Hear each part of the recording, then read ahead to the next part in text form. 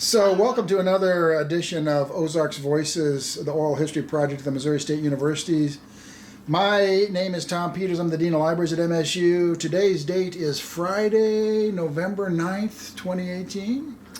Sure is. And we're down on Table Rock Lake, and our special guest today is Bob Mabe, who is one of the original 4 brothers who started the Baldknobbers entertainment empire. 1960 Empire, yeah. So, Bob, welcome. Yeah. Well, let's start with some easy questions. Where were you born? Born right here in Highlandville, Near Highlandville? 1930. 1930, okay. Were you living in town or a farm near? Island farm, 60-acre Okay. farm Dad had, yeah. Okay. I thought that you said on Monday at the Music Monday talk that you had 13 kids, 12 siblings? There was 11 of us kids. Mom and Dad made 13. Okay. Had 2 pass away, so they're really at a young age. At a young age, didn't reach adulthood. But so you had a lot of kids. Did you grow up there right on the farm? Yes. All right. So just briefly, what was it like growing up with? You had enough for a baseball team, I guess. You know. Well, yeah, we had enough for more than a baseball. It had 9, had 6 boys and 5 girls. That's what it was, and still living is myself and 2 sisters. All right. Were you the oldest? No, I had 3 older than me. Okay. Or actually 4, the one that died. Okay. One of that died. It's actually 4 older than me. Uh-huh. And that's 3 brothers of mine, the 4 of us at the Baldknobbers. They've all passed away. Okay, so you're the last of the original original Baldknobbers. Well, not the original Baldknobbers, but well, yeah. you remember the original Baldknobbers in the 1900s. Right. They was mean. We wasn't mean. Yeah, you weren't mean. Speaking of which, I know somebody asked you on Monday, but when you started the group, how did you end up choosing Baldknobbers as the name? Just the book, Uh-huh. and it's synonymous with people, the Baldknobbers. Lots of people read the book, and in fact, it was one of the best book read. Yeah. And I just chose the name Baldknobbers because of that. We wasn't vigilantes, but we were just musicians. Yeah. I don't really call a musician playing a wash tub or a washboard, but that's what I had in a band. 2 of them played. One played the washboard, one played a wash tub. So That was those were your instruments of choice. yeah. Then we had to start with, we had a fiddle and a jawbone of a mule. A man playing it like that, a jawbone of a mule. Uh-huh. And then Bill, my brother, played the dobro, and then I played the fiddle, the mandolin, and the guitar, and emceed the show. So I played 3 or 4 different instruments to start with. Now, I wasn't very good on either one of them. So Yeah. we was hillbillies. We just started in 1960. Yeah. And it grew into building houses every day, every night, for 6 nights a week. Yeah. So prior to 1960, so you grew up. When was it a musical family? It was. A lot of us played. In fact, I had a sister who traveled. And then I had a bus, and we all traveled, so we had 2 different family groups singing and on the road even. While you were still growing up, you were kind of on the road and... Yeah. Started as a young kid, singing in church. So many people, quartets and all, have started in churches. Yeah. But me and Bill and I was the one that mostly started out. Uh-huh. And I was about 6, and he was 5 when we started singing in churches. And this was the Baptist church. He was a Baptist church. Okay. All right. And then you started playing for KWTO? I started playing in KWTO. I was there 5.5 years. Uh-huh. And in fact, it was actually my brother-in-law and his brother was auctioneers. And they wanted, they'd had to add on radio KWTO.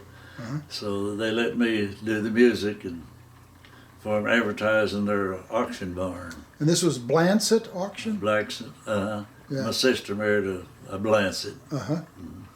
And you mentioned on Monday that when you go, so the show started at 6:15 a.m. Mm-hmm.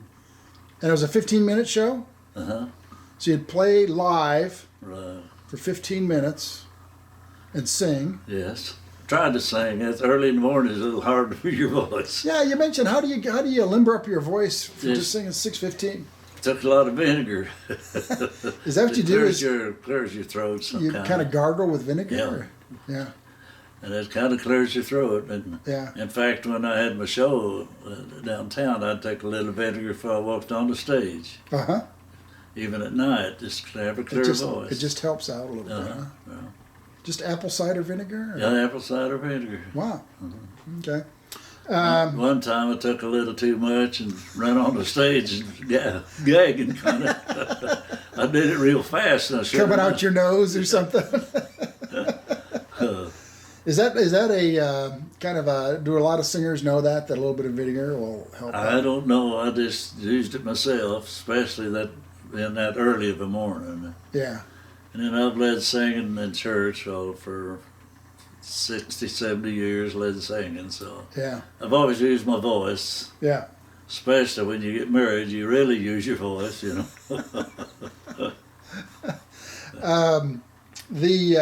So this was on the KWTO studios there on Glenstone, At the time, it was Glenn's. Actually, at the time, it was right downtown.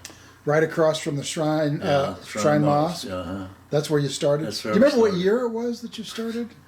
Well, we was on it 5.5 years, so take that off of 60, so it'd be around 1955, 54 in that area. Uh-huh. Somewhere, yeah. And who hired you? Did Si Siman hire you? No, just the brother-in-law, being an auctioneer, they wanted us on our sing because his wife sang with me, my wife, or my sister, Yeah. Margie.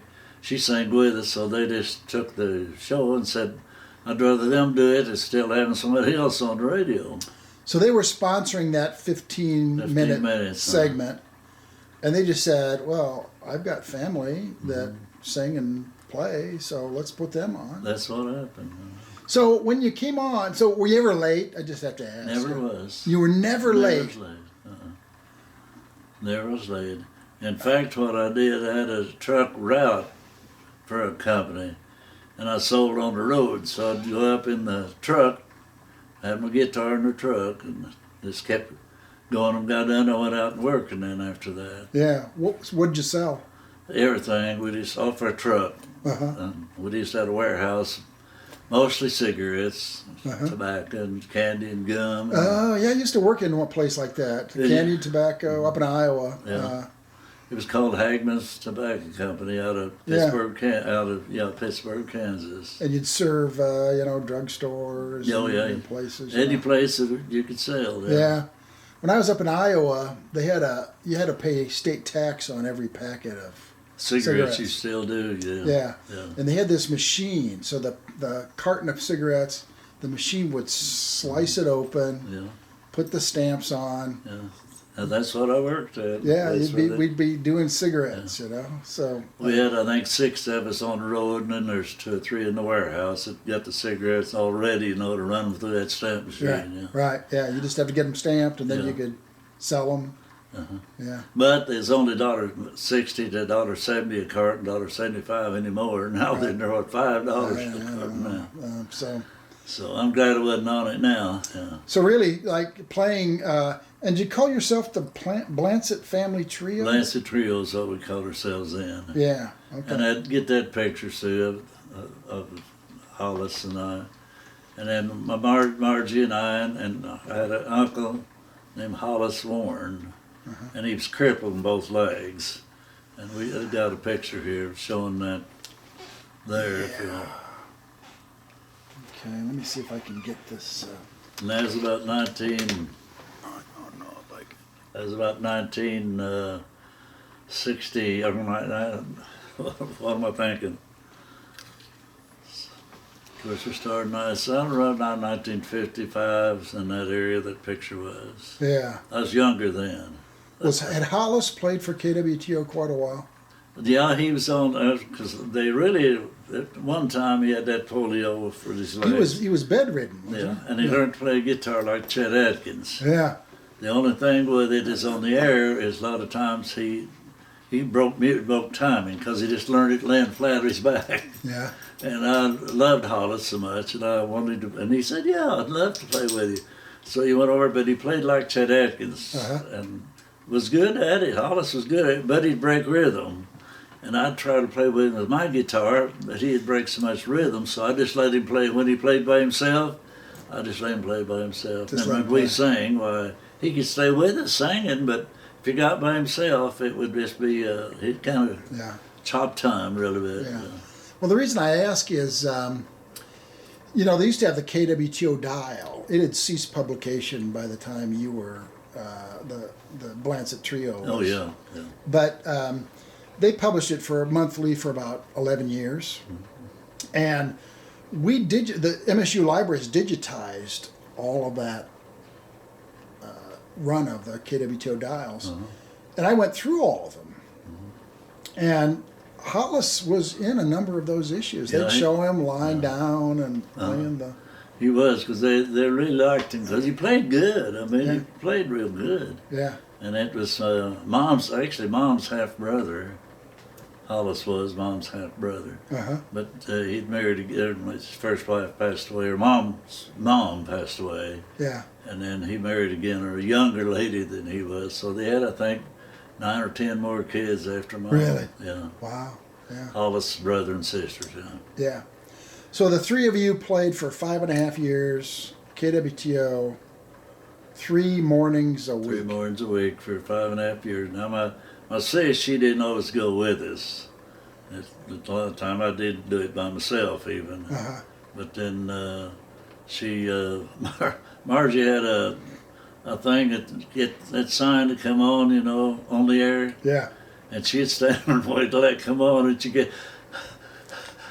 Then I had to sing a theme song. We had a theme song, and I'd sing it by myself. And then she'd get all right, but it just. She had kind of an initial jitters. Yeah, just had the jitters and couldn't get her breath right. Yeah. And that happened I don't know how many mornings. So did you ever have stage fright? Not really. The only time we did a show one time in Wisconsin, and there was about 5,000 or more people there, and that you get a little bit of stage fright there. But yeah, get a big crowd. After you do your first number, it's it's pretty all right. Yeah. The only thing I had trouble with, you go do a new show and you didn't have your lineup ready, and now that upsets you a little bit. But yeah, I've probably done I don't know how many 100 shows. We do about, in Branson here, we do about 200 at least, 200 and something shows a year. A year, yeah. Because we played 6 nights a week through the summer, all through. Yeah.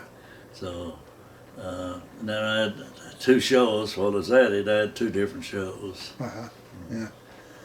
I loved the business. I love people. I love to see those people out there. And we had comedians. Yeah. And then people love it. They just love that funny stuff. And you had to have that. Yeah. I had 2 comedians. I had one called Droopy Drawers, my brother. Yeah. And one called George Aggernight. And George Aggernight was one that did those commercials for Empire Gas. Yeah. And then at the end of every commercial, it looked like people get tired of it. A lot of times I'd write a little 22, 23-second jingle, and that's 4 brothers would sing it. And then right at the end, George would look right in the camera and with his teeth out, and he'd say, "An Empire Gas, and a skull." He couldn't say that word. And that hit, and we done about, I don't know, 60, 70 commercials, With that, yeah. That's what made it hit, was that, what he said right at the end with his teeth. And they'd always put a camera on his mouth. But was that for KY3? That's KY3. Early days of KY3? We'd meet up there, and after news, we'd go off there 5:30 news, 6:30, whatever it was.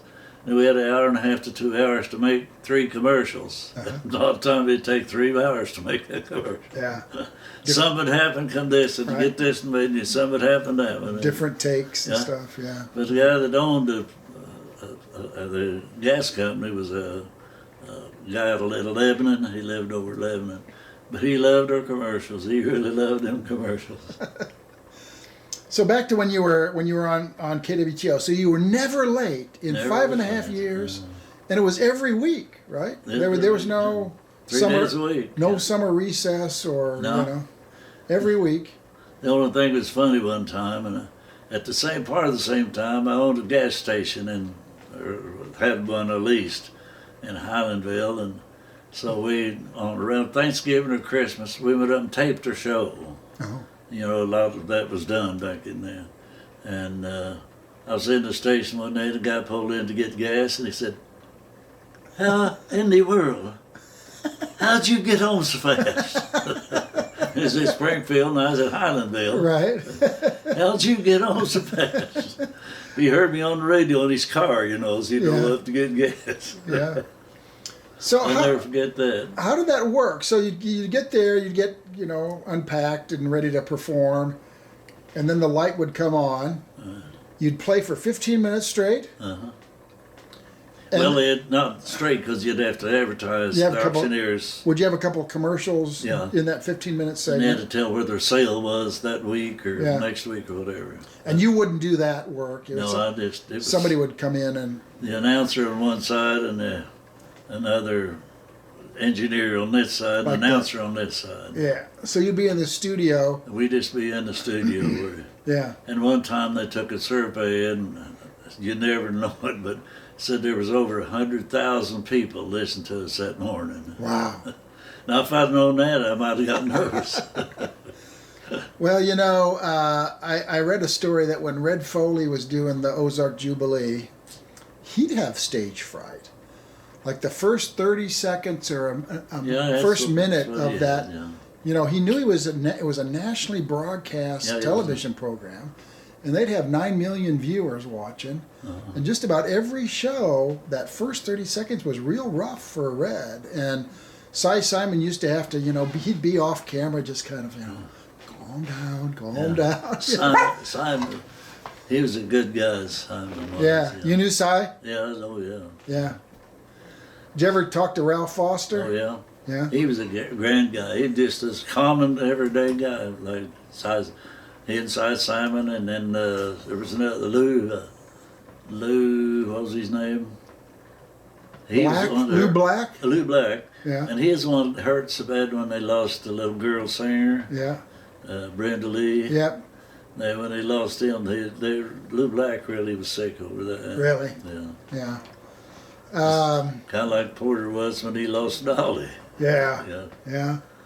Porter Wagner came through KWTO too. Yeah, he was on the air a lot. Yeah. Overlap with you at all, or Pardon me? did he overlap with you in terms of? Well, working? he'd be on with somebody else or something. Yeah, but it was the same time period. Yeah, well, during that morning, yeah. Yeah. Oh yeah. He was from West Plains. Yeah.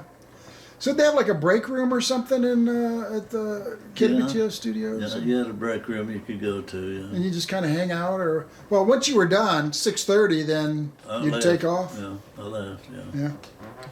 And Hollis Warren, then he had a car he could drive with both legs stiff. Uh huh. Yeah.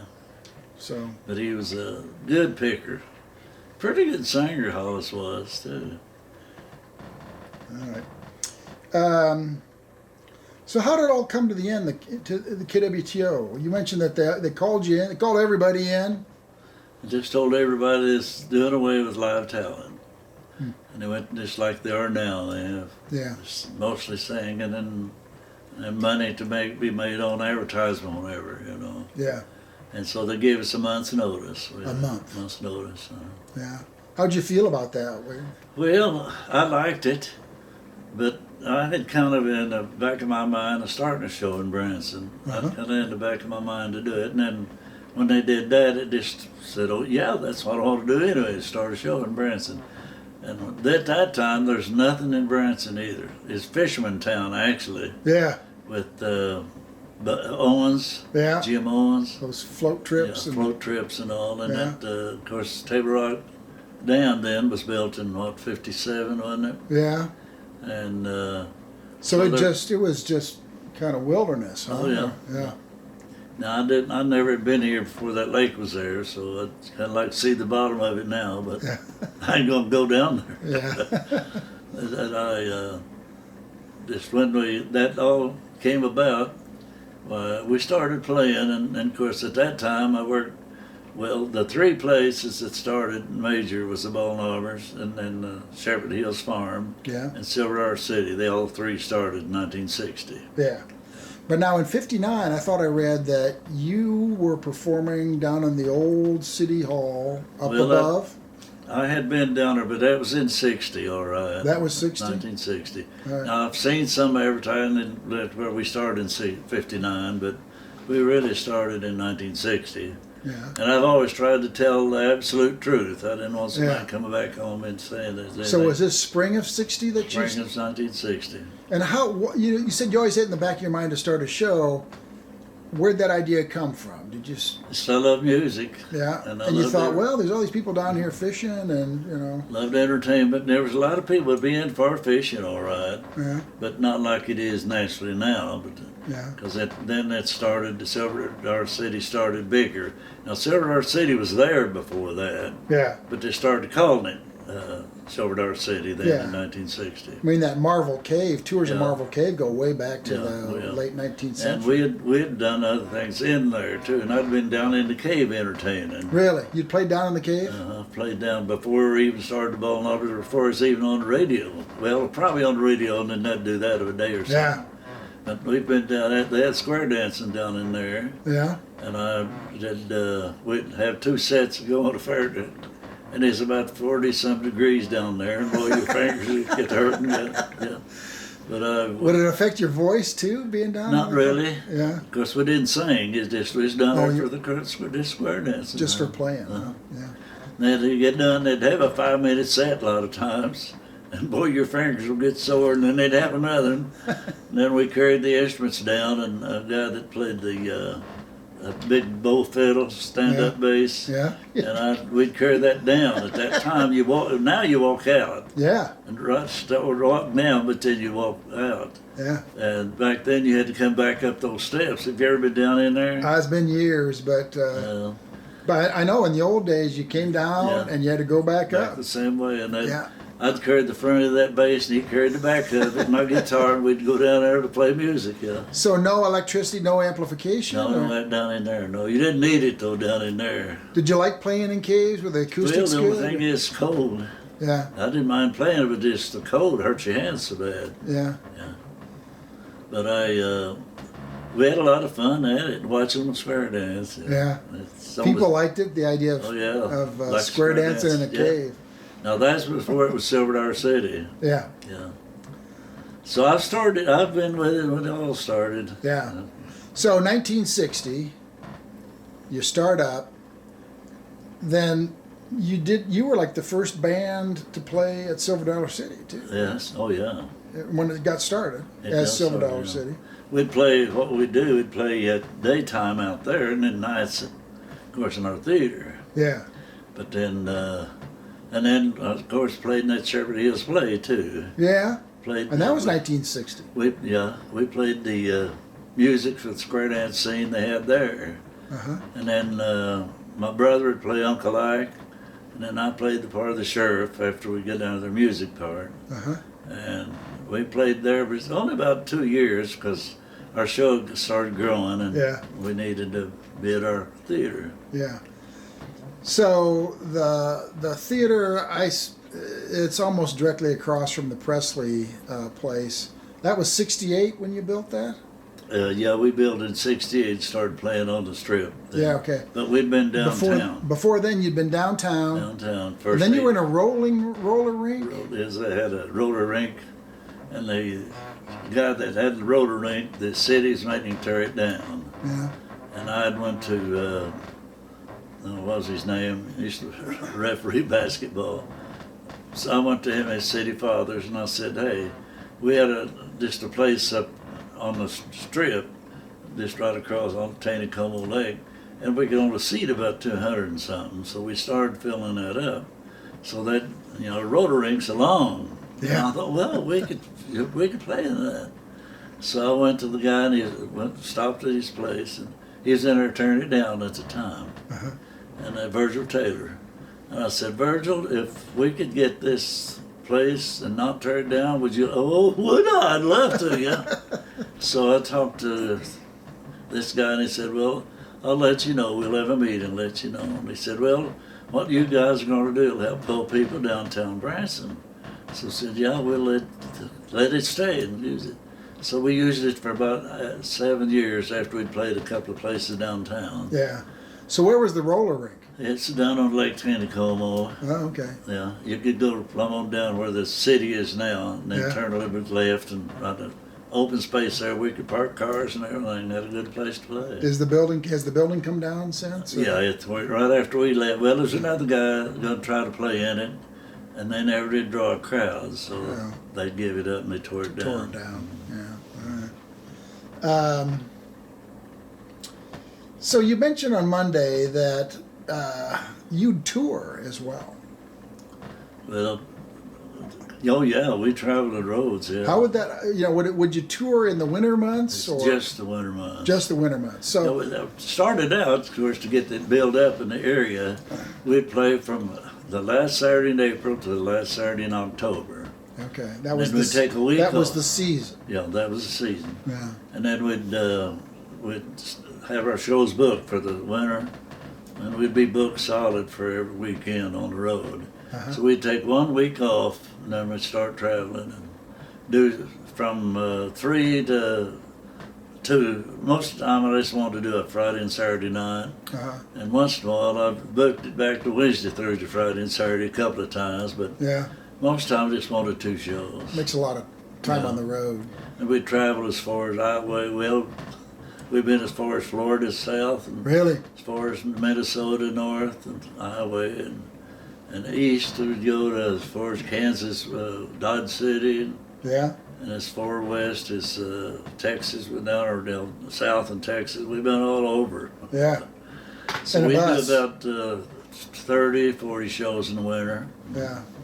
In a bus. in a bus, yeah. Yeah. And how big was your group? Well, we gave you a touring group. Well, the group of the Baldknobbers, we just had about 7 of us. Uh-huh. But when I had the Baldknobbers, I had the square dancers, so there was 6 added to that. Yeah. So I had about 19 travel with me when I had the Bob-O-Links Show. Who'd you have for square dances? Did you have, Rex Burdett, and he works at Silver Dollar City, and he had a family of 4 kids. Uh-huh. He and his wife and their 4 kids. Uh-huh. And it was cute. It really was a cute deal. Yeah. People loved it. People just loved it. Even on the Jubilee, kids square dancing is Yeah. just such a draw. you Yeah, know. and in fact, before even that happened in Springfield, we would travel with some group of square dancers called the Foothill Frolics. Uh-huh. And we did it. I'll never forget one time we went out to the air base, what's the name of the Army base out? East of here, or west of here. Anyway, we went out there and did, I think, 4 different places for the Army, Yeah. and people loved that. Oh, people loved that. Yeah. And then even at the Shrine, or not Shrine Mosque, but that hospital, Oh, yeah. Springfield. Yeah. We went up O'Reilly. there and played a couple of times. O'Reilly. Yeah. Yeah. We went up there and played a couple of times, played for square dances there, and this girl, I'll never forget, in that prison there, and this girl fell, and her dress went up over her head, and that's the biggest show they liked the best. I'll never forget that. You actually played at the Federal Prison Hospital? Yeah. Oh, my. They'd put all of our instruments in a room, and then lock the doors behind us, and then open the doors to go in there, and then my boys would come out there and they'd carry their instruments in, and then one of them had a great big amp, and he'd take that and lay it up on his shoulder, and he'd carry that in. We did it a couple of times. Yeah. But they liked it now. Them old boys really liked it. Really? They were a good, Yeah. good I group. played there one time with my show, and then I played there one time with the square dancers for the Foothill Frolics, Uh-huh. and they was every Friday night on TV, and I'd play for that on TV for the Foothill Frolics, Uh-huh. square dancers, yeah. On KY3? Yeah, no, it wasn't KTTS at that Oh, time. KTTS, Yeah. okay. And that was live television? Oh, yeah, it's live television. Yeah, yeah. And I think the guy who's headed up the square dancers, can't think of his name now. That's been a few years ago. Yeah. Over 50 years ago. So, in researching the Ozark Jubilee, for a lot of those acts, they would perform on the Jubilee live for really not much money. Because it was all about the exposure. Yeah. And then they'd go around. So they do that Saturday night, and then pretty much every other night they'd be traveling around doing live shows. Some of them did. They didn't do too many shows, but they'd get booked once in a while to be out. And Red Foley, of course, was the head of it. And there'd be some money there. Yeah. In those local shows, there'd be money to be made. And then the Jubilee that they had to quit. They said that the income tax, they wasn't paying income tax on the shows he's doing. Yeah. And that wound up making Red Foley stop that show. Yeah. And that's one of the theories. I mean, the IRS was after him. And then the people, and this, I don't make it as bragging, but I had people want the Baldknobbers to be on that show. Really? But the guy that sold our city, he got irritated at us. Because when he had what's that game on the show, and they had him out Silver Our City. Yeah, it wasn't even a TV show. Beverly Hillbillies. Yeah, Beverly Hillbillies. Yeah. And the guy told me at Silver Our City, he said we had a whole bunch of calls wanting us, the Baldknobbers, to be on that show. They had it every week, you know. And not Si Siman, but their PR man out there. John Richardson? Yeah. And one reason we had said Don Richardson. Don Richardson, yeah. And he didn't want us to be on because I don't know where we was too good or what, but these people were begging us to be on. So Don dissuaded you from appearing on, because he used to be involved in the Ozark Jubilee. Yeah, he was. Yeah. Well, he was actually the overseer too of Silver Dollar City at that time. Yeah. But he advised you against it, huh? Well, no, he didn't advise us. He just kept us from doing it. Oh. We always believed that. Now, it may not happen. I don't know, but I always believed that. Because so many called first, because we'd played out Silver Dollar City Saturdays and Sundays. Yeah. And then they had a group from over east of here.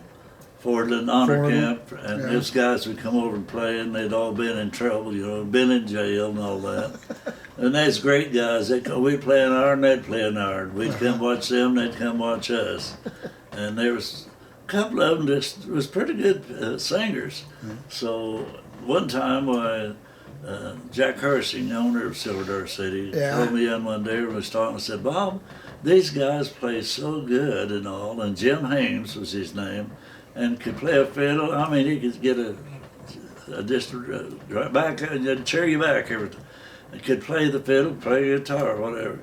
But he said, this guy, it's never been nothing mean. About all he ever did, he got caught finally driving stolen cars from St. Louis to Dallas. And he said he got caught at that finally and done some jail time. And he was getting out. And he said, you guys could put him on your show, and we'll put him daytime here at Silver Dollar City unless so we can straighten him out. And I said, well, I didn't know where I could afford it or not, but I said, oh, we'll put him on our show and let's see if we can straighten him out. And good, he was good. Oh, he just played guitar or fiddle anyway. And we fell in love with him just because he's good. And worked out Silver Dollar City. Well, one day he was going on and they let him have a gun battle, which he should have never done with somebody like that. And it blanks, you know, you shoot blanks. But one day he was out there shooting, and so close to a little girl's leg, burned her leg pretty bad. And they called him in and just raked him over the show. Oh, they really raked him over. Well, he went out and got drunk and missed the show that night. And I told Jim when he first started, I said, now, Jim, it's 6 nights a week. And you have to be here. Now, if you're sick or you can't be here, or something like that, then naturally you can't be here. But if you're all right, you'll be here 6 nights a week, and you get paid for 6 nights a week. So he said, no problem. So about 2 or 3 weeks, 4 weeks, something like that, he did. And then that night, then he's gone. And he's gone on Friday night, and his paycheck was on Saturday. he was gone, and my right-hand man on the stage, steel player, and Jim was missing that night. Jim called me and said, "Hey, Bob-O-Link, I'm down in Oklahoma, but I'll be back for Tuesday night's show." And I said, "Jim?" He said, "Yeah, I know, Bob. Well, my steel guitar man said, Bob, let's try him one more time. Let's try him one more." Because, you know, after what had happened, he did have kind of a reason to be bad, feeling bad. He didn't tell me he's drunk or drinking that night, but we let him go back on, and it wasn't 3 weeks again until he's gone again. And I told him, I said, "Now, Jim, I'm going to take you back this one time. But now, other than that, if you're sick, yeah, you can be off, but just come find out he's back down in Oklahoma again." Really? He said, "Now, hell, Bob, you can't do this." I said, "Well, you know, I told you." So we let him go, and then next time he's back, he'd been in jail in New Mexico. Oh. So it's just some of those people you just he just couldn't keep it together, huh? Yeah. But he was so good, I'd like to keep him on the show. Yeah. He'd get a standing ovation almost every time. Now, back in the early days of your show, Baldknobbers, who took the tickets? Who sold the tickets? Who? My wife was one of them who sold the tickets at the ticket office, and a couple of other girls had for selling popcorn or all that. And we had 6 on the stage square dancing. They'd do 4 sets each show. They'd do 4 sets. one time this would be the boys come out, and they'd do some. Yeah, it's talking Baldknobbers. Oh yeah, well that too. I get them mixed up because I was 30 years in that bit. But then on Baldknobbers, of course, we just had a certain show to do every night, right? Yeah. You didn't have square dancers on the Baldknobbers. No, didn't have the Baldknobbers, no. So it was country music, gospel music, comedy routines. Oh yeah. Yeah. You had to have comedy. Yeah. So we'd always finish at the Baldknobbers. We'd finish with hymns, and people loved that. That one guy come up one night. We'd sign autographs at the intermission, and they'd come down. And this guy, he said, "Oh." It was after the show, after hymn time, we'd sit down and sign till people wanted to leave. This guy come up and said, "Oh, my mom and dad raised me right, and I've got off the wrong track. And this hymn time tonight, you got this." And he just went to bawling. But he said, "On my knee and my britches was wet from him crying." Really? Really? So you touch people. Yeah. And I had a picture drawn up on a black light, just a black board, and a picture of with Christ in the middle and the 2 on the side, just kind of sketched in. And I'd hear people, and we'd turn the lights out, and just a black light on that. Oh, it was beautiful. It was beautiful. And it touched people. I hear them right there crying every night. We'd do that. Really? Wow. And the Baldknobbers, we just got to filling our show up. And Presley's was across the street, and they, at times they came over and wanted to know what we was doing to get all them people. But just when you entertain people right, they'll go for you. Yeah. And the Presley's are doing good now. They're doing really good. I thought I heard that you, on Monday, I thought you said in the early time, 12. You had to have 12 people for the show. When we was first downtown, I had to have 15 people. 15. To entertain. If you got less than 15? Yeah, it's hard to do.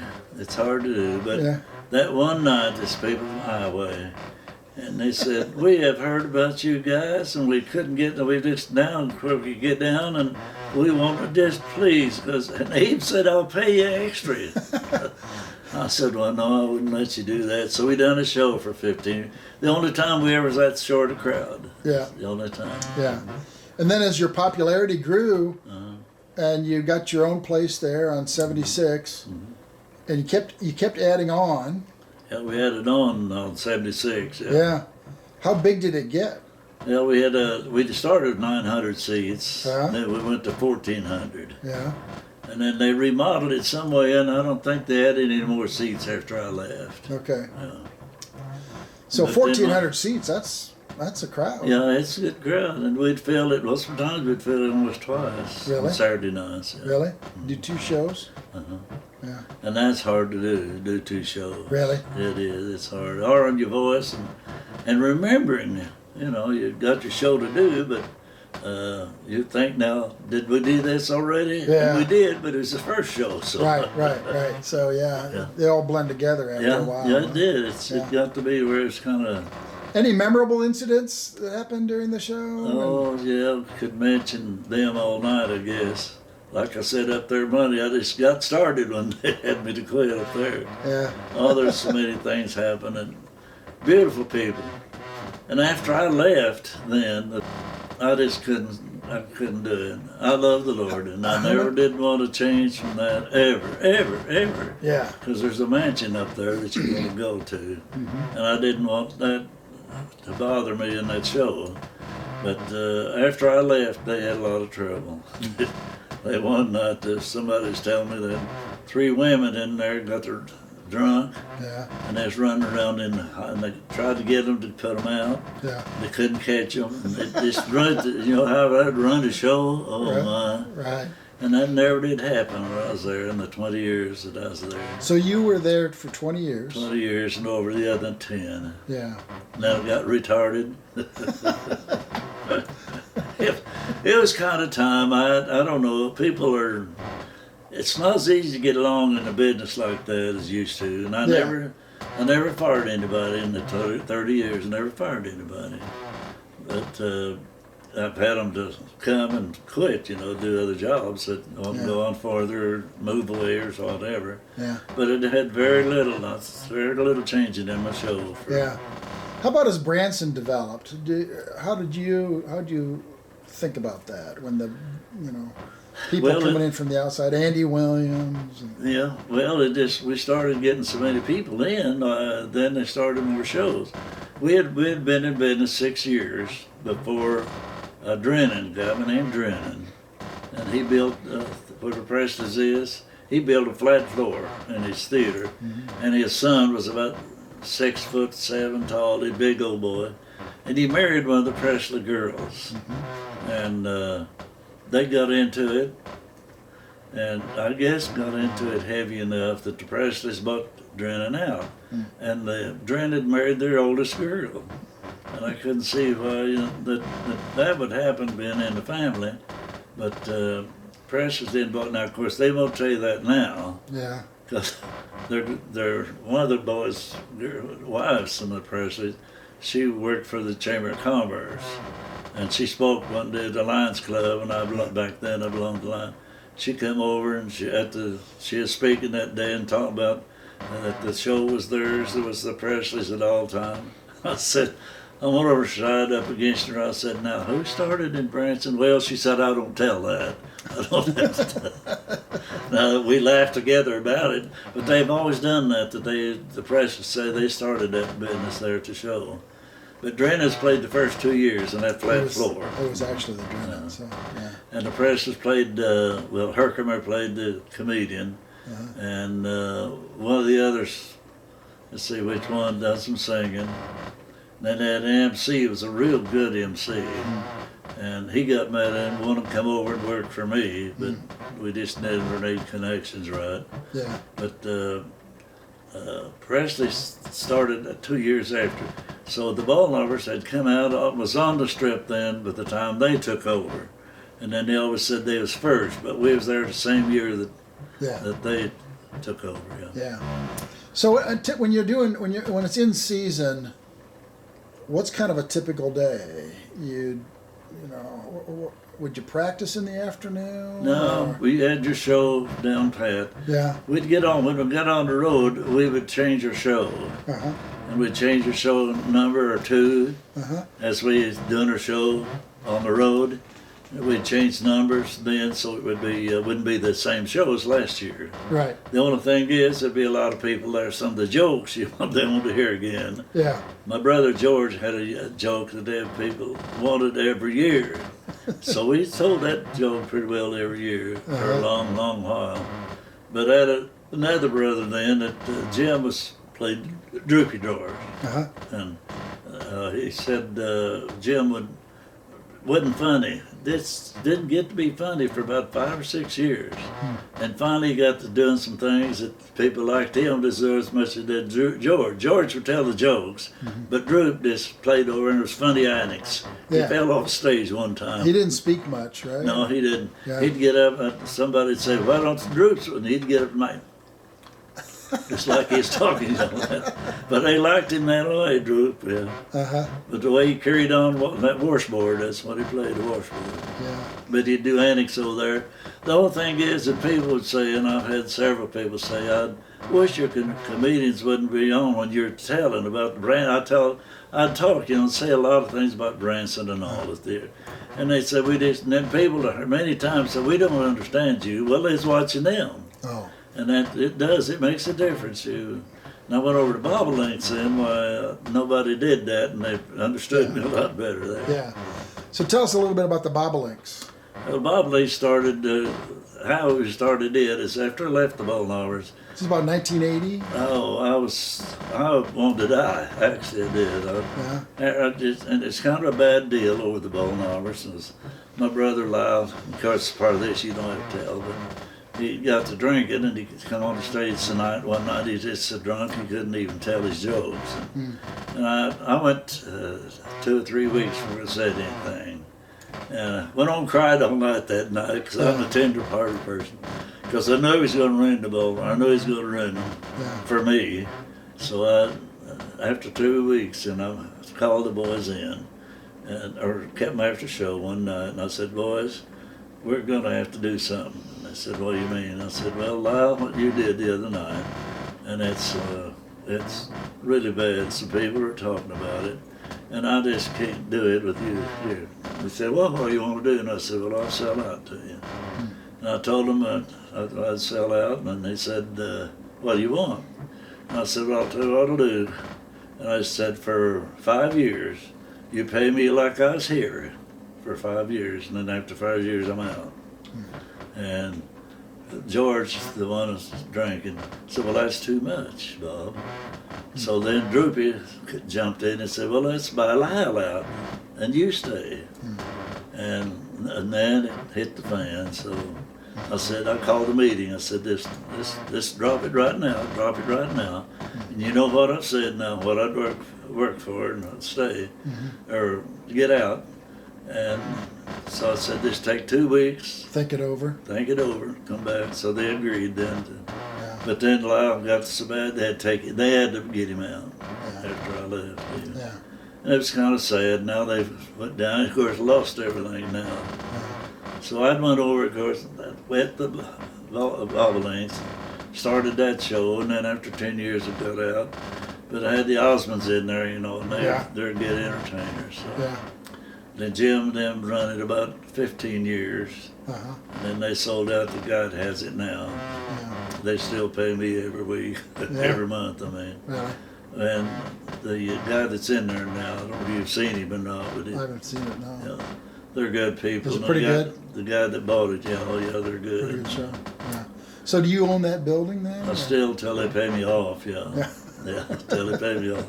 I sold it to them, all right.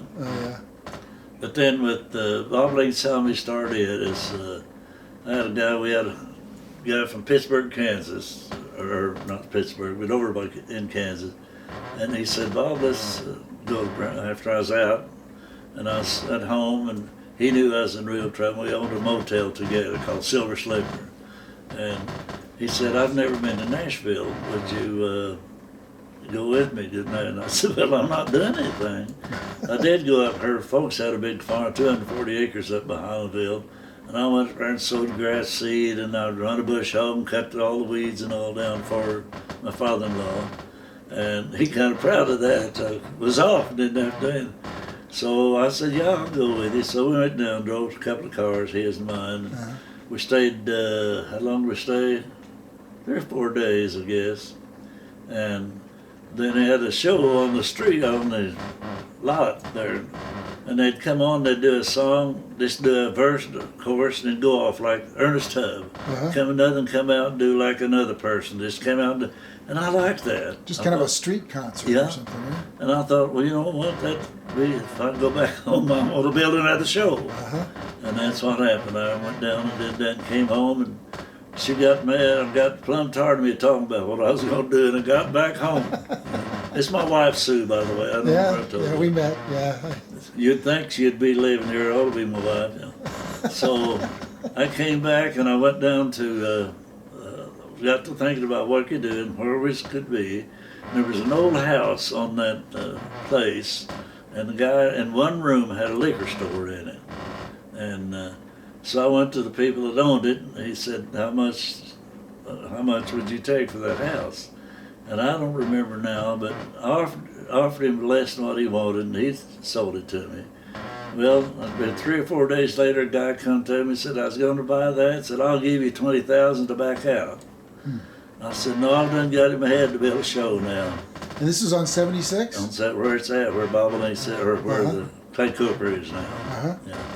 So he said, the old boy said, well, yeah, I'll go ahead and sell it to you for that. So I had him to move the house. Well, I was going to have the house moved off to put it on the back front because I bought another piece back there to put the house on. And the guy called me one day, was going to move it, had him move her stuff all there. He said, Bob, he called me and I was at the house. I lived up on Fall Creek. And he said, would you come up here? And I said, well, yeah, I'll come up there. So I went up and he said, this house, I can't move it. I said, what do you mean? So when they built it, it was a full 2x4s, and they didn't put a roof on it, but they built it to start with and poured it full of concrete. And as the warmest house, the old boy had a liquor store, had a little one of them little gas heaters that heated that all Heated he the whole thing, Yeah. huh? So it was a concrete house. Yeah. Huh? So we had to tear it down, and I wanted some wood in it. I wanted real bad. In fact, there's a 10 by 10, 10 inch by 10 inch board, 30 foot long. Wow. Oh, I wanted that in my concession stand, right over on the concession stand. Somebody stole them one night. I had 2 of them. Really? Come and stole them one night. Really? Yeah. Well, you can't get wood like that anymore. Oh, no. And some of that. And that's about, the house was probably from the early 30s or so. Yeah. Yeah. So we just had to tear it down, haul it off then. Yeah. So I started building, and so I went down to the bank, and after I got all figured out about what it was going to be, I didn't know how much it was going to cost, of course. I just knew what I was going to do. I put that silo in front for it looked like an old farm building, and so I went down to the bank. There's 4 or 5 guys in there, and I was acquainted with the guys, but and they knew I'd left the Baldknobbers, and then I was the one that took care of the bank. Took care of the money at the Baldknobbers all the time. They knew I was honest. Oh, so you were like the financial guy? I was fine, and I led everything at the Baldknobbers. So I told him, I said, I'm going to build a show, guys, and I'm going to have some money. We had some to start it in it. Yeah. And they said, well, how much you going to need? And I said, I don't even have any idea. I'll tell you about the plan and what I'm going to do and how big it is. Yeah. And they said, something else, kept asking me questions. And I said, well, if you just don't want to do it, then it stops. I'll stop the building right now because and I know I'm going to pay, but what I would like to do is pay you at the end of the season because it's entertainment business and you don't know how much come in. Right. But I'll have the payment for whatever we make. Yeah. I'll have the payment for 10%, 10% interest, I think I did total. So they kept listening to me, and they kept looking at each other, looking at me, and said, I don't believe I've ever had a more honest man in here than you have been, Bob. You've got your building. All you got to do is worry about now getting your building up. They didn't charge you 10% interest, though. What? They wasn't 10% interest. No, it was 10%. I was going to pay them 10% of what it would cost to build. What you owed, yeah. And 7 or 8% interest now. Yeah, every year. Yeah. Until you paid it off. And every year I had it and got it paid for. Yeah. Well, with the other guy that was in with me, I had to buy him out again. He decided out of Kansas, driving down so much. And, Right. And then the motel that we owned together, he got to saying we had about hard to run it, but he said, I'm going to sell out to you for the motel. So I wound up paying for the motel. Yeah. And then the theater, he wasn't in on the theater, but I had a nephew who was in on with me at the theater. Yeah. And then he got the messing up, and I bought his part out. It's kind of a long story, but things happened. But we started the show, and like I say, it grew pretty fast because people knew me. But and when I called myself Bob-O-Links, and they knew I did at the theaters as Bob-O-Links. And when they heard it's Bob-O-Links, it started growing, and for the 10 years, it grew every year. But then decided I had one man. Well, I had one man and another man's wife. It was just, I don't know, they just thought I was making so much big money, and I wasn't. Yeah. And they thought I was making so much big money, and I wasn't paying them people enough. Oh. So I told them then, I had a meeting one night, and I said, guys, I've been in it now 30 years, and I can rest now, and I can make enough money by leasing it out. Yeah. I made a lot more money by leasing it out then. So were you in your early 60s then? I'm trying to do the math. So you're born in 30. So 1960 you would have been 30. I was 30 years old when I started. When you started. And got out in 1989, after the Baldknobbers. It's about 30 years. I had it off there in that one from August, I guess it was August to that year out of the show. Yeah. And then the next year I started in April then with my Bob-O-Links. Yeah. We worked on that building at Bob-O-Links, and it's 30 foot high at the end right there. And we worked on it one morning, it was 10 below zero. Really? Just tried to get it done so we could open it. And open with Ronnie Millsap. Yeah. I had the show to open with Ronnie Millsap. Yeah. Okay. Then I had a whole bunch of stars. Ray Price. I love Ray Price.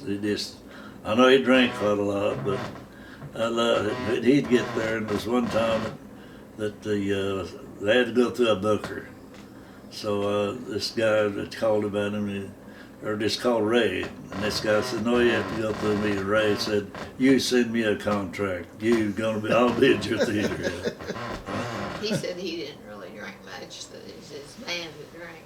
He said, "I've got diabetes, Bob. I can't drink much." So, but he had a guy with him, was a Mexican, that played the piano. Good old boy. But he said, "Bob, I'm the one who puts the liquor away. I can put it away." He found his belly. And most of those guys are really good. I only had one or two that wasn't, they're smart addicts. Yeah. But most of them, like Bill Tellitz was a great guy. I had him 3 different times. And then he came to build a theater against me. Yeah. And then I had a whole Dolly Parton. I had her. Yeah. And Porter Wagner, and then I had like Ray Price, and just a whole bunch of people. So how long did you do that? How long did you? Well, every winter I do that every winter. For how many years? 10 years that I was in Bob-O-Links. Every year I'd book 3 or 4 people, different ones for the winter. And they'd cut, because I paid my people the year round.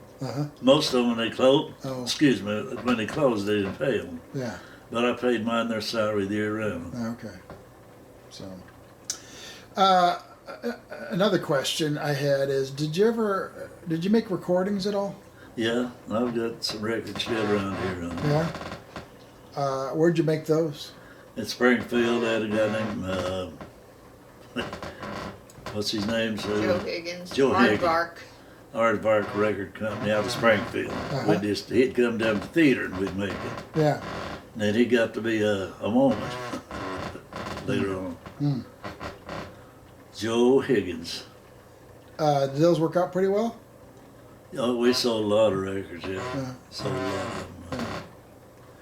In fact, I've got one that we made the last one. I've got it.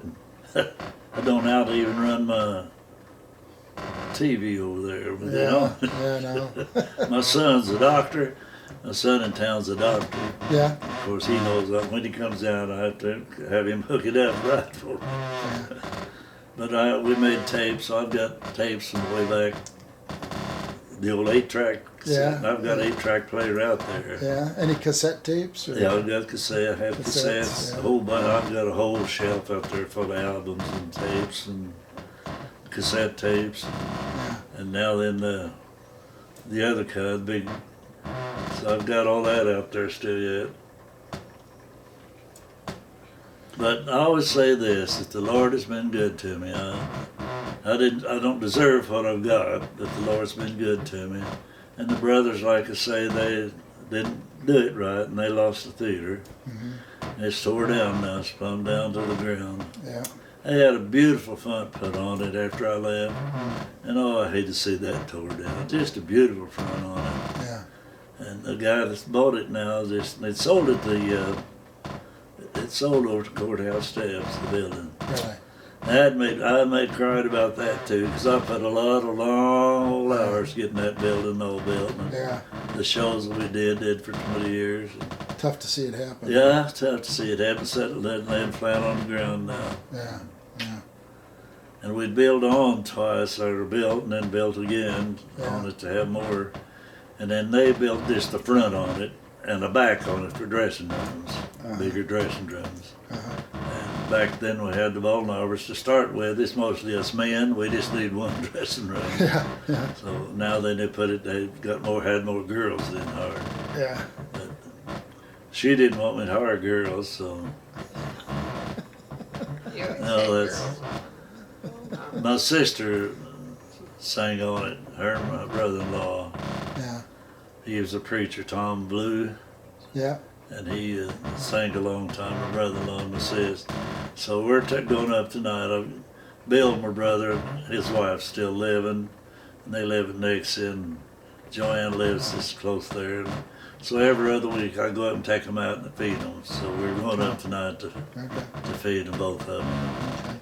But I just, I think if you live for the Lord, He'll help you out. I really do. I've always went to church. Now, I ain't saying I ain't done something wrong. I got married, one thing. When you get married, you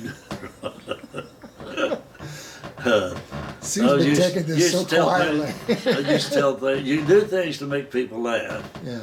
And see that it makes you laugh to say that. I had a good friend out of Tulsa, Oklahoma, or just outside the Tulsa. And he was he called himself evangelistic comedian. And he was funny, big old boy. And he'd come down and I'd put him on the stage. And I said, you paid my motel, you did everything. I sold my tapes every time I was down. And Les Reed was his name. He had stuttered, and he put him on the stage, he was good. Really? And I knew it, and I put him on the stage every time he come up. Yeah. He passed away since then. His wife, we still called every once in a while. But Les Reed was he traveled the country, and he's just in his car. He was a single person. But he just traveled around. And, yeah, he just traveled around. Yeah. You loved him, though. You really loved Les Reed. Yeah. Good. But we used to go down to Nashville, see a lot of the entertainers, and then they've come up here. Who was it one time just come in my back door one day? Skeeter Davis, was it? Yeah, I don't know where you ever heard of Skeeter Davis or not. She sang in Nashville. Yeah. They knew me before, so they just back in my room. They just come back to our dressing room. We've had them do that. Yeah. I read that Andy Williams kind of snuck in on your show once. And, Yeah, he. Yeah. Well, he one helped helped the Osmonds in my theater. And he was a little old bitty man. Have you ever seen him? I never saw him in person. He didn't come to our show though. No, I'd say he helped us The Osmonds. the Osmonds buy the The theater. Bob-O-Links. The Osmonds get good for a long while. And they was good people. They're Mormons, but that's their business, not mine. Yeah. I'm not a Mormon, but I don't know about really their religion. I don't know at all. But Yeah. Jimmy was, he was a swell guy. Yeah. They come down, they even came to our church. Really? The Mormons went to a Baptist church. Really? But he had a lady with him out of Utah, and she sold what? New skin. New skin stuff for women. And I New guess skin? It's called New Skin. Oh, what was it? It's Cosmetic. cosmetics for women. Oh. And she was well-to-do. Uh-huh. And Jimmy was tied in with her, and I think that's where he got all his money to start with. Oh, yeah. I don't think they had very much money. Uh-huh. But Jimmy had been overseas. He done more overseas than he did here on records. Really? Yeah. Yeah, he was more popular. But this lady, she was as sweet as she could be. They was in her house, and they came to our house. I lived on Fall Creek then, and she came into my house, and then she came to church. I said, and coming out of church that day, she's just bawling. She said, "I'm Mormon now, but I used to be a Baptist," and it brought back memories. She said to me today, it just had tears really flowing down. So I've met lots of people. Yeah. Old Ernest Tubb, you probably remember him. Yeah, Ernest Tubb. He was one of the greatest old men I ever saw. And he and his wife, they'd been married 30 years or so, and they separated. Oh, yeah. After how long that time? After 30 years. Yeah. But Slim Wilson. You knew Slim? Oh, real well, yeah. Yeah. He was on KWTO at that same time during the day. Did you ever run into a guy named Zed Tennis? Oh, yeah, they played the fiddle. Yeah. Fingers, 3 fingers. Yeah. Yeah. Zed Tennis. Yeah. Yeah, I met all up there, Chuck Bowers and Porter Wagner and Goo Goo Rutledge. Goo Goo Rutledge. You know Goo Goo? Did you ever meet him? No. Oh, I've seen. He was. He's one of my favorites. He was a good guy. He had a booze problem. Yeah. But he had taken that's one thing he would do. And I was a salesman in Springfield, and I'd call on stores with that truck I was talking about. But there was a guitar sitting there one day, and I said, "Well, it's been played a lot." And I said, "Well, do you play that?" And he said, "No. Let me tell you a story. Goo Goo, he'll come by to get some money to go buy some booze, and he leaves his guitar." That's the honest truth. It's like a pawn shop. Yeah. It's at a store, but he kept his guitar till he brought him back his money. But he was just kind of a, and I don't mean it in a hard way, he's kind of a fat slob. Yeah. You know, he'd shake his belly and all. Yeah. But he was a good old boy, Yeah. Did you know C.C. Williford? I didn't know him, but I know of him, yeah. Weatherman. The Weatherman, yeah. Let's see, they had some more at KWTO they used to have, like Zed Tennis you're talking about. Yeah. Did you ever know Chet Atkins when he was here? When he was here? Yeah. In fact, we was doing a show one time. He was here twice, actually. We was doing a show sometime somewhere, and he was there.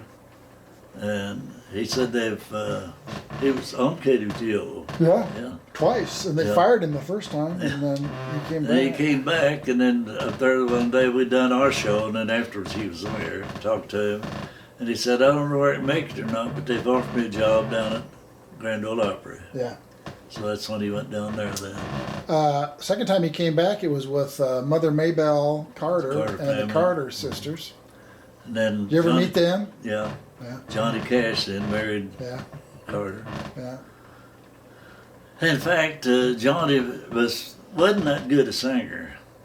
He really wasn't that good at it. But he got caught one time with dope in his guitar, inside his guitar.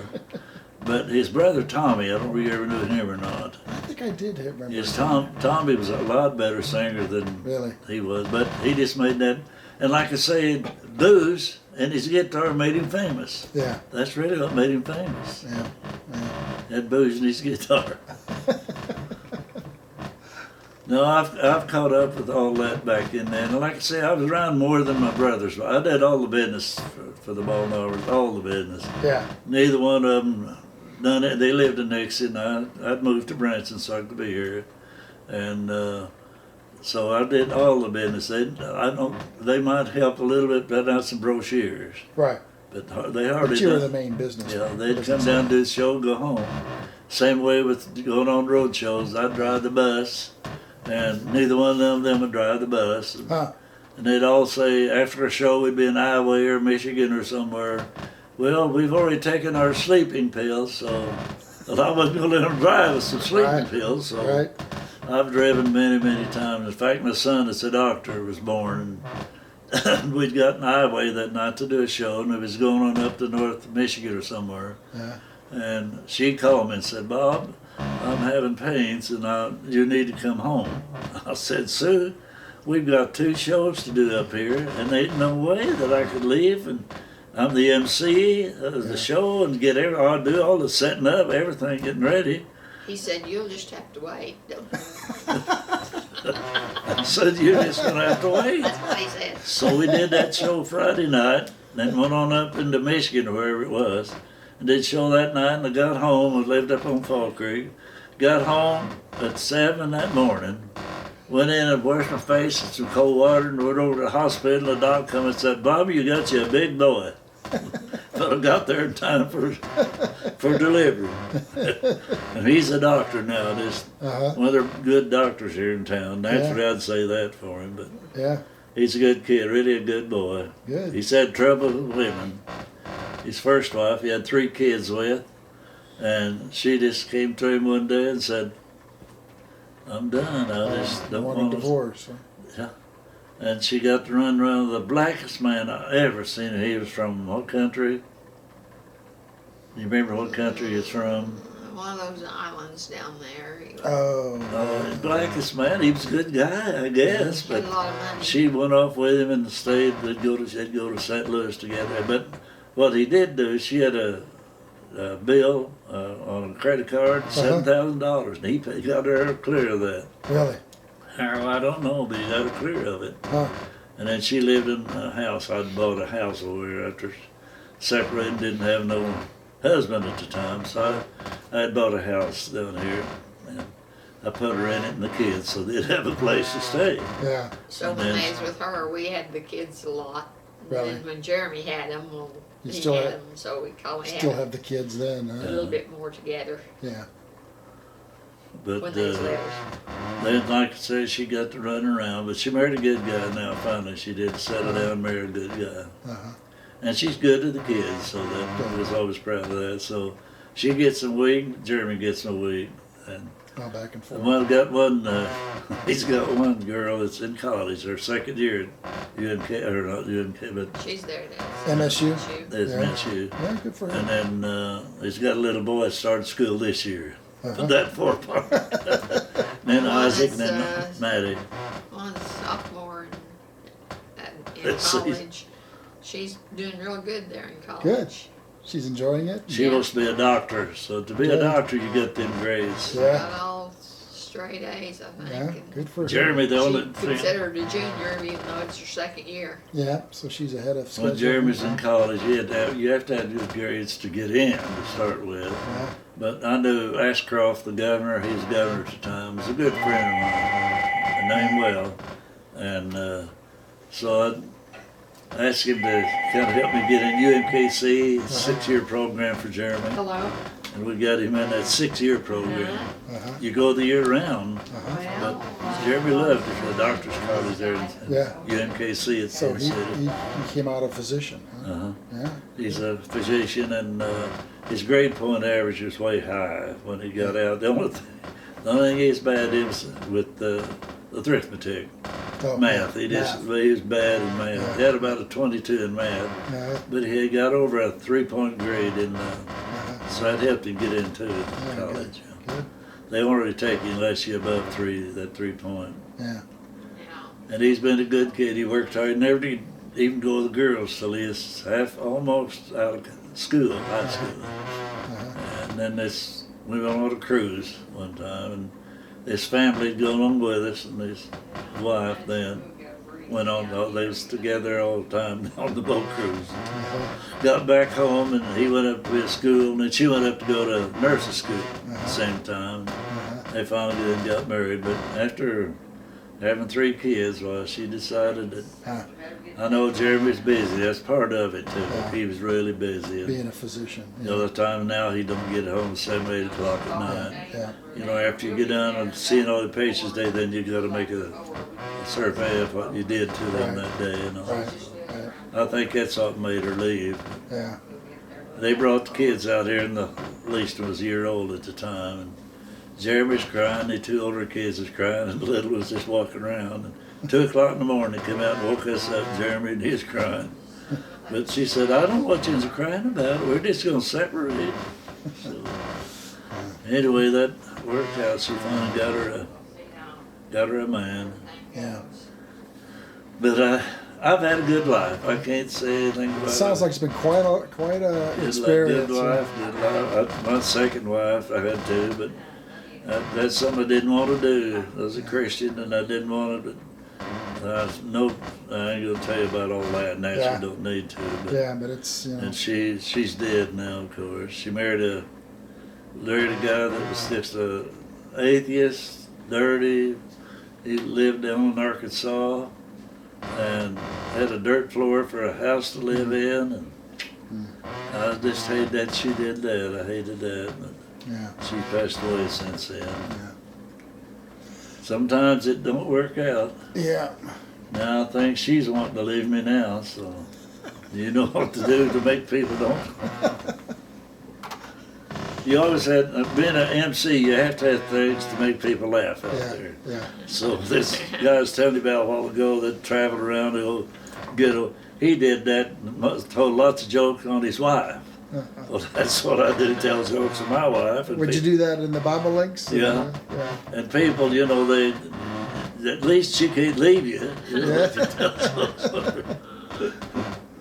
Yeah, there's been a But lot I had of, more, when I had the Bob-O-Links, I had more free hand. The Baldknobbers, they, in fact, they kept saying, had 4 hymns at the end of the show, and people loved it. They just loved it. Now, there's people that probably didn't, but the majority did.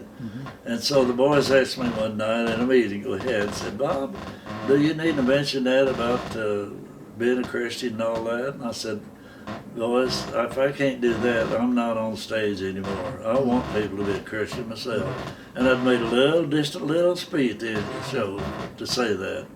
And more people loved it. In fact, I said, boys, how many times you heard it mentioned? And I said, what? They said, well, I've heard it 3 or 4 times. And I said, we do 200 shows a year, and you heard it mentioned 3 or 4 times. Is that bad, boys? So when I left, I think they took part of it out, but really. they went broke too. Yeah. So I'm not saying I was a good guy or nothing like that, but I'm still making pretty good money off the Yeah. people's in there now. Yeah. I get a pretty good check every month. Really? She gets it, but then You're going to get tired when you watch that. You're going to get tired of hearing that squeaky chair. I thought all the time while he was going to squeak, squeak, squeak, squeak. well, it I keeps wish me we'd awake. oiled that before you got here. I've done interviews where I did one. Do you happen to know a woman named Jean Cody? She No. she lived out in Mansfield. She was a banker, but she was the one who did the Laura Ingalls Wilder. Oh, She- yeah, she over Mansfield. She just passed away. Oh, yeah. And I interviewed her about 4 years ago, and it was hot. It was July, and you know they've since built a really nice museum, and you Yeah, know I've heard about it. yeah. But back then she just had this. I don't think she even had air conditioning, so all the windows were up. And I got doing the interview, and a mower came along, and you know this for like 15 Yeah. minutes. It was like. She goes, "Do you want to stop?" I said, "No, let's just keep going." Yeah. Yeah, that So worked. that's part of it, you know. I used to call on Mansfield in a truck. In fact, I was with the Hagman for about 20 years, and they kept changing me on routes. Somebody didn't like on the route, wasn't doing good, and they'd take me off my route and put me on that one. And I don't mean to brag or anything, but I love people, and I could visit with people easy. Yeah. And there'd be a lot of times I'd take a new route, and they'd say, when I was on the radio, they said, "Your voice sounds so familiar." And I said, "Well, have you ever listened to KWTO 6P?" "Oh, that's it." That's you. But that'd help you with Yeah. the people selling. Really. Yeah, it was an icebreaker. And I had, what was it, 5 or 6 different routes they put me on just to build them up. Uh-huh. Yeah. Then they wanted to make me a supervisor, and I had the Baldknobbers going, so it was getting ready to really bloom good. Yeah. So I said, I don't want to be a supervisor. You dropped out of it altogether then? Yeah, I quit selling just to be Just not concentrate on needed to be at the theater a lot during the day. In Yeah. fact, the worst part of it is we bought that skating rink. Yeah. Well, you know, they had windows on the side like this, and no air conditioning all in it. Well, I knew we had to do something. So I worked until a lot of times 2 or 3 o'clock in the morning. And I've got some screen wire and overhead, the rafters, you know, and I've got some screen wire, and would roll it. I'd put it in long widescreen, and I'd roll it down through there, and then I've got insulation, Uh-huh. and I'd roll that insulation up there, and I'll never forget. And that, of course, it's when we was by ourselves. Nobody else in town had a show, and so they all had to see our show if they saw a show or the Shepherd Hills Farm. I'd go on about noon and turn the air conditioning on, and they'd get that thing just so nice and cool for the show. And then put about 400 people in there. By the time he's over, their white shirts would be just as wet as sweat. Oh, I've seen it. I never said anything from the stage because it might feel bad. So, but people, and they'd stay right there. They wouldn't leave. They wouldn't leave. No, They just slowly get hotter and hotter and hotter. Yeah. And, They just stay right. And I'd feel so sorry for them, but they didn't want to say anything about it. yeah. But the air conditioner would hold it to almost intermission. Uh-huh.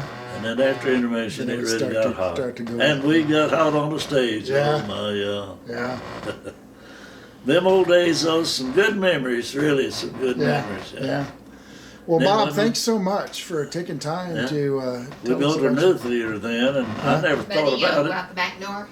Come on. I never really thought about it. And we built a theater that the first night, just everybody in free. Well, it filled up at 4 o'clock in the afternoon. Not For- showtime for- till 8 o'clock. for an 8 o'clock Yeah. show. Yeah. And people kept coming, and we'd have to turn them down. So a few people got mad. And how can you help that, Right. If I'd have thought we'd have done a 7 and a 9 show. Yeah. But he didn't think it because we'd have filled it.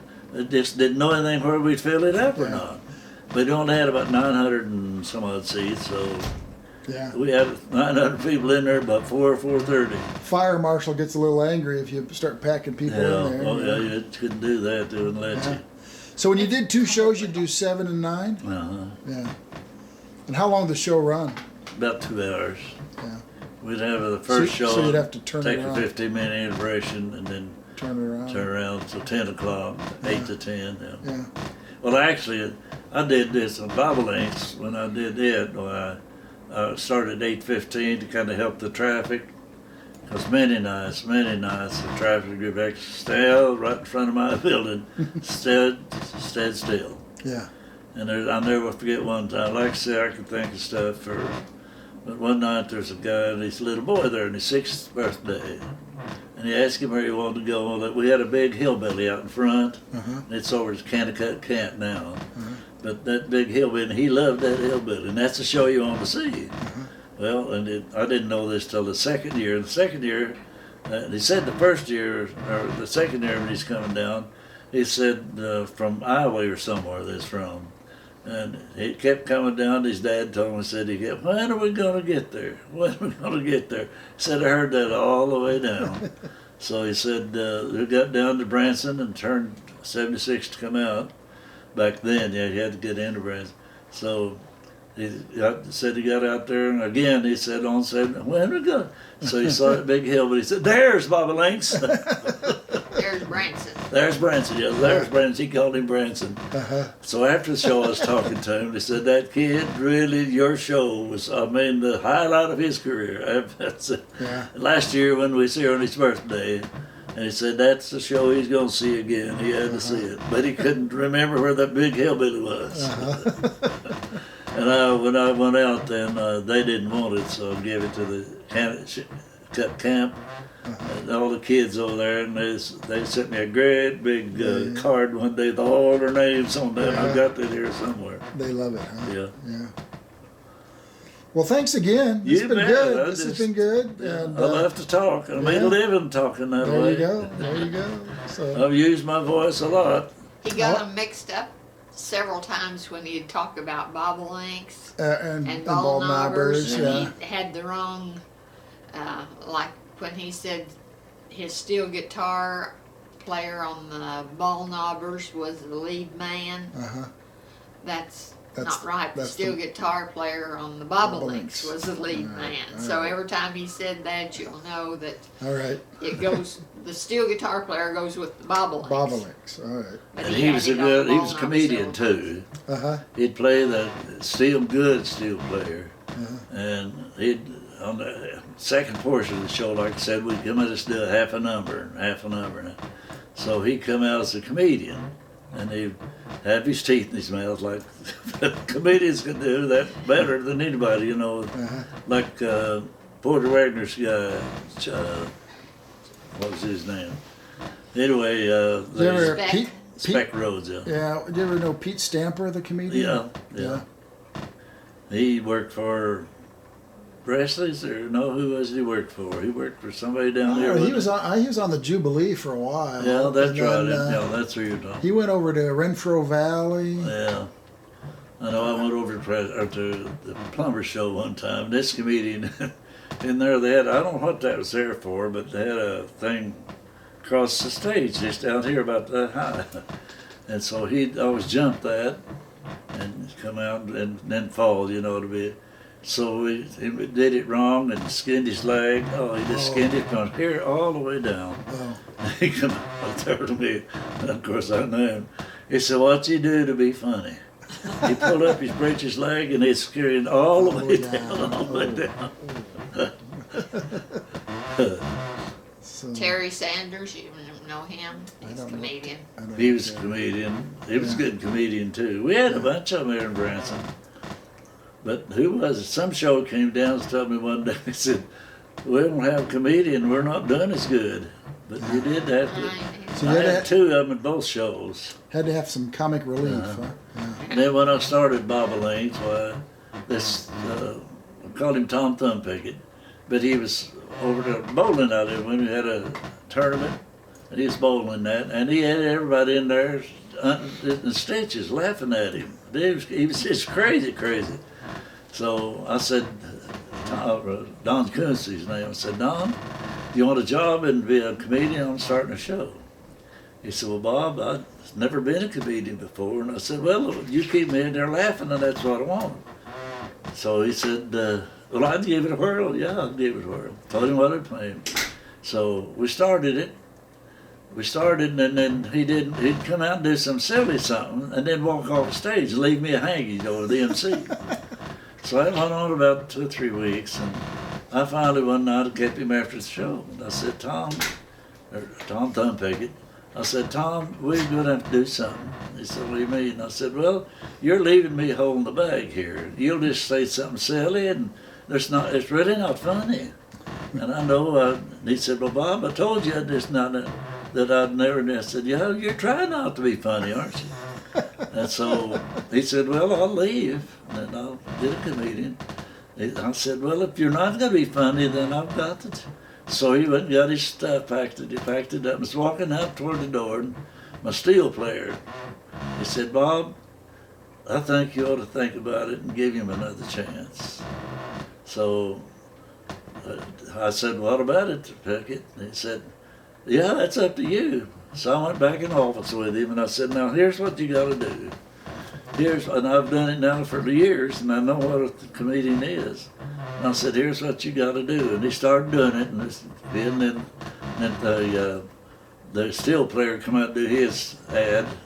He was funnier than Tom was, all right, but he just come on one time, done about a 5-6 minute act while he's out there. But he was funny. I still got a tape of it. If I knew how to run my tape, you could come back sometime. So show you my show, the whole show. Yeah. Well, hang on to those because those will be. In fact, I've had to rerun them off of this for other people called and said, "I want one of them tapes." So I rerun, had 8 or 10 more made, and they're all gone now. Yeah. Well, again, thank you very much. Yeah, stay all night. Haven't you ever heard that song, "Stay all night, stay a little longer, pull off your coat in the corner"? Yeah. And I've always said this, and I've seen people that he died on the road to Springfield, on a bus to Springfield. What was his name? He'd had a heart attack and died. But he was the hardest guy to talk to. I don't know if he's a smart aleck or not. I've met him 2 or 3 times, several, but I never did really. He never like he wanted to talk. Yeah. And that being an entertainer, you don't want to be that way. I don't think you ought to be. Yeah. So, and I love people. I just love people. Love to see them do good. I like to see people do good. Yeah. And I hope you make $1 million a year. That's Please me good. See, I got a ways to go. you guys got a few more days to go yet. That's right. But I've met lots of people all over the world, and then I started putting on a bulletin board. In the wintertime, I'd go on a cruise or Hawaii, Uh-huh. and I got the people signing up, going with me. Oh, yeah. So one time I signed up and had 95 went to Hawaii with me. Wow. 95 people. Where you take off from Long Beach, or where'd you start? Well, you'd go to this Oahu. Oh, and fly to Hawaii. oh, I see. And then you just got to cruise around the island. Yeah. Yeah. Well, you just get there and then they're loose to do for a week, whatever they want to do. Oh, yeah. We took one cruise, all right, around the island. Right. But then the cruise, I'd do every other year. I'd go cruise one year, Hawaii the next. Uh-huh. One summer, or 2 different summers, 2 winters, I mean, they, so many more wanted to go on a cruise, so many wanted to go. So we went Hawaii and cruise. So Oh, yeah. did that a couple of years. So I had met a lot of people that way. They'd come home and say, Bob, you have done so much for us, really brag on you, Yeah. And I just did that because we love seeing I love people. And we Yeah. just make sure that people can go and have a good time. Yeah. That's The only one time we had a little bit of a mess up, and that was at 95. We had 6 from Oklahoma. And we got there and I had 2 buses. Always had it set up to go to the hotel. And that was in their price. And so we got there and these 6 people didn't show up and didn't get on the bus. And to have that many, I couldn't say, hey, 6 is not here. Yeah. That's from Oklahoma. And so got there and I got in my room, phone rang, and this lady just bawling me out good because we had left. I said, ma'am, it's up to you to know what to do. When I tell you, when you get over there, we go down and get your suitcases, Yeah. get over here and you sit there and wait till everybody gets their suitcases, and then we get on the bus, let's take you. Right. And then she got there at the motel then, and I'd send a little bus after to get them. Yeah. And she got there and putting her face in my face, and that's the only time I've really been irritated with people. Yeah.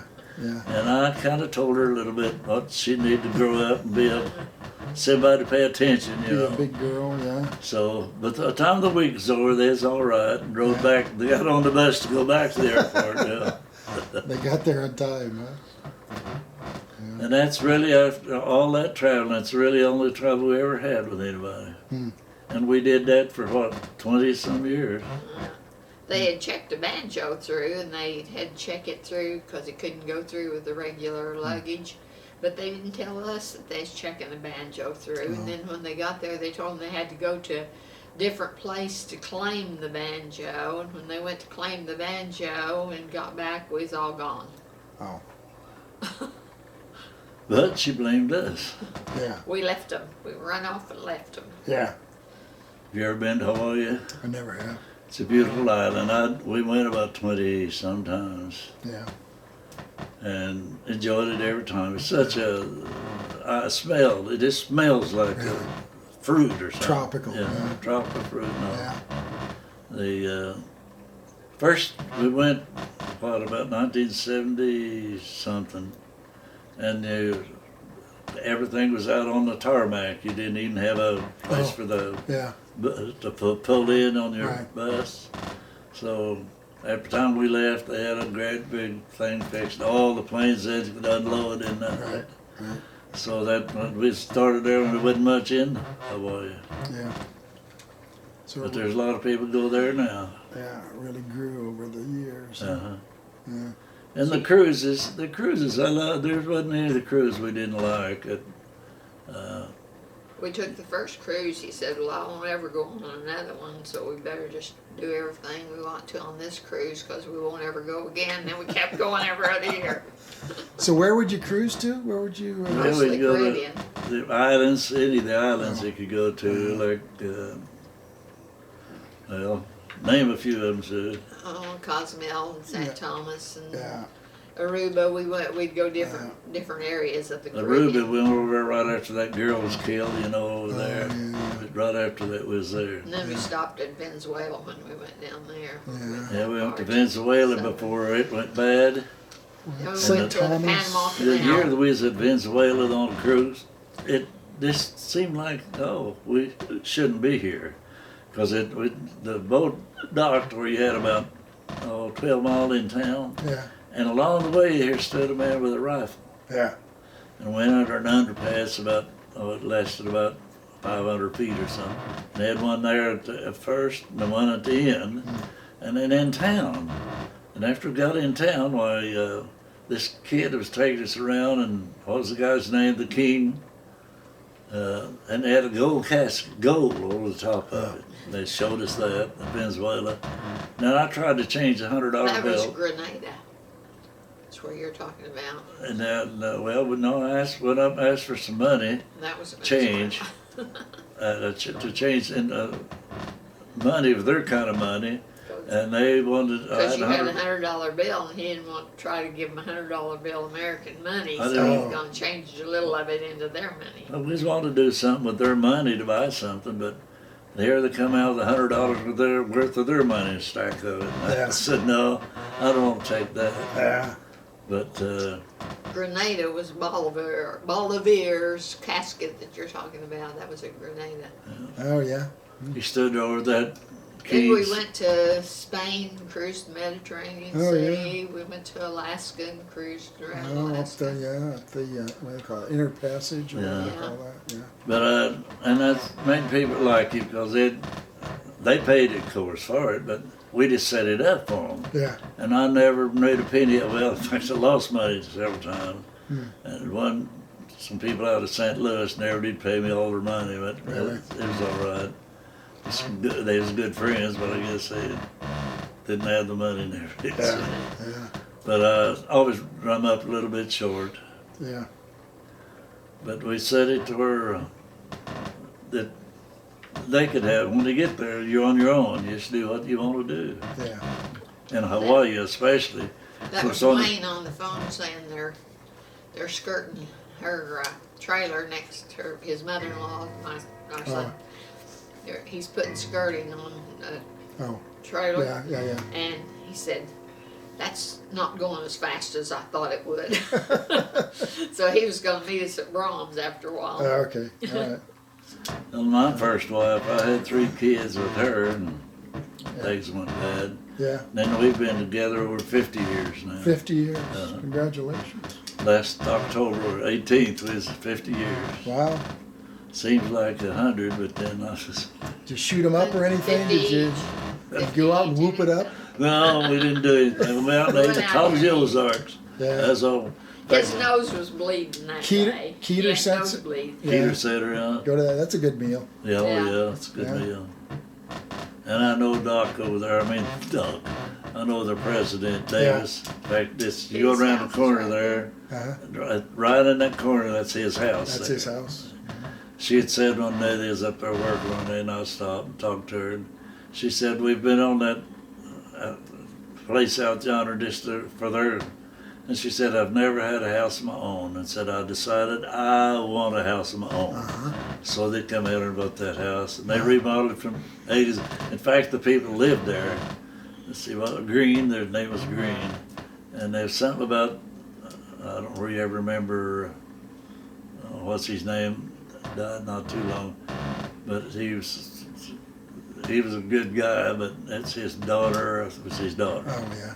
And what's his name? Oh, Cox, are you talking about? Who? Cox, is that who you're talking about? No, the old man that, well, he got me in Lions Club. Yeah, that's Cox.